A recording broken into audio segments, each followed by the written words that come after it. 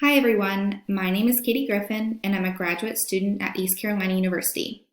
Today, I'm going to look at whether the growth of vegan or vegetarian children differs from that of non-vegetarians. In 2021, 5% of 8 to 17-year-old American children and adolescents described themselves as vegetarian, with 2% saying that they were vegan. While those percentages seem fairly low, they've increased from the last poll that was done in 2014. There are a limited number of studies on modern vegetarian and vegan diets for children, and they've largely reported conflicting evidence on the growth and anthropometrics of vegan and vegetarian diets compared to non-vegetarian diets. As a recap, there are different kinds of vegetarian diets. Variations include pescatarians, which eat no meat or poultry, but do consume fish and may or may not consume eggs and dairy products. Lacto-ovo-vegetarians, which eat no meat, poultry, or fish, but they do consume eggs and dairy products.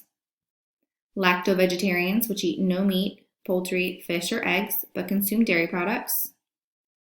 Ovo-vegetarians, which eat no meat, poultry, fish, or dairy products, but consume eggs.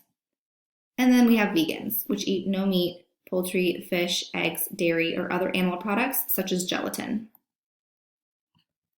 There are a few key studies that assessed growth parameters between children following a vegan or vegetarian diet compared to a non-vegetarian diet. This is a regional longitudinal cohort study of children between the ages of 6 months and 8 years who were enrolled in the Target Kids cohort study, which took place between 2008 and 2019 in Toronto, Canada. Researchers examined the relationship between vegetarian diet and growth, micronutrient stores, and serum lipids among roughly 8,900 healthy children.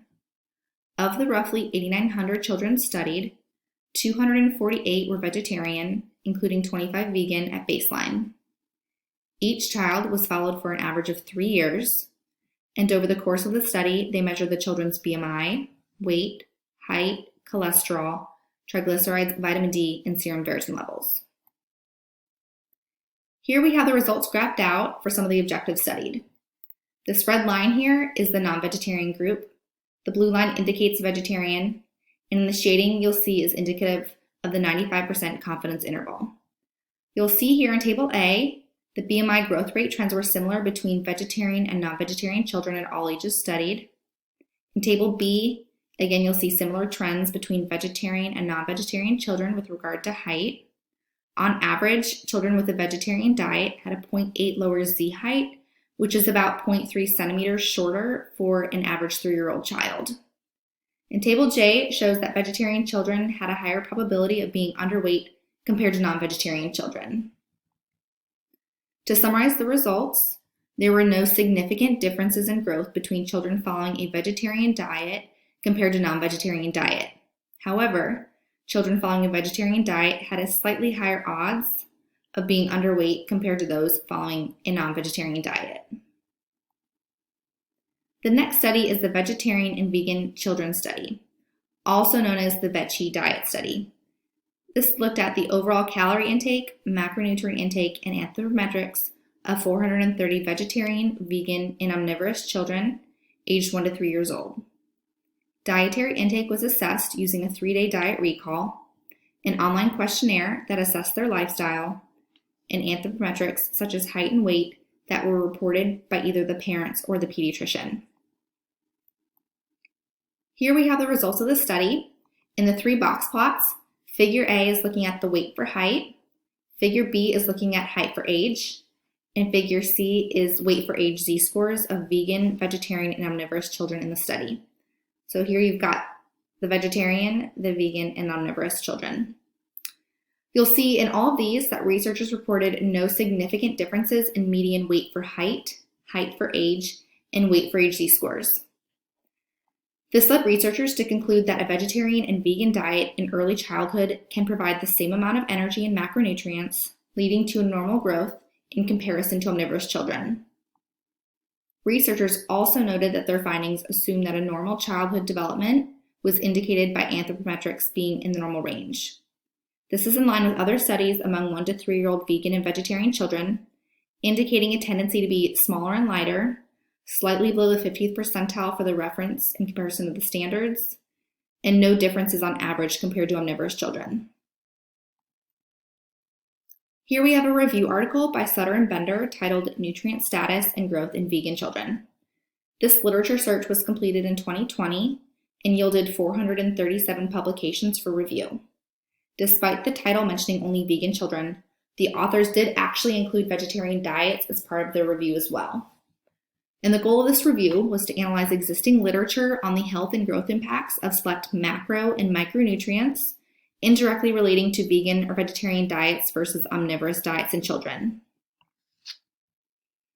Evidence from this review reported that while vegan and vegetarian children generally weigh less than omnivorous children, their weight was within normal limits for age and for stature. They noted that on average, vegan vegetarian children weigh 1.1 kilograms less than non-vegetarian children around age 9 or 10. Additionally, evidence showed that there were no significant differences in average height between vegan or vegetarian children and non-vegetarian children. An important point to note here is that there are likely other confounding variables, such as nutritional inadequacy of diet, as well as genetics, that also come into play with regard to growth of children overall. An important statistic that's actually from the Veggie Diet study that was part of this review was that 3.6% of vegan and 2.4% of vegetarian children were classified as stunted. And then 3.6% of the vegan children and 0.6% of the omnivorous children were actually classified as wasted. So I think here, this is really helpful to see that there are other likely factors that are affecting childhood growth status other than diet alone. So as I mentioned earlier, there are a limited number of studies and very conflicting evidence on the impact of vegetarian and vegan diets on the growth and nutritional adequacy of children compared to non-vegetarian diets. Both the Academy of Nutrition and Dietetics and the American Academy of Pediatrics support an appropriately planned vegan and vegetarian diet for infancy, childhood, and adolescence. The Canadian Pediatric Society also states that well-balanced vegetarian and vegan diets with the use of nutrient supplements when needed can meet the nutritional needs of children and adolescents. The key words in these position statements are adequately planned and well-balanced. It's important to note that in any kind of a restricted diet in growing children, caretakers need to pay special attention in the planning of nutritionally adequate meals and snacks. Nutrients like iron, zinc, vitamin B12, calcium, and vitamin D, these are some of the key nutrients that require careful planning and possible supplementation.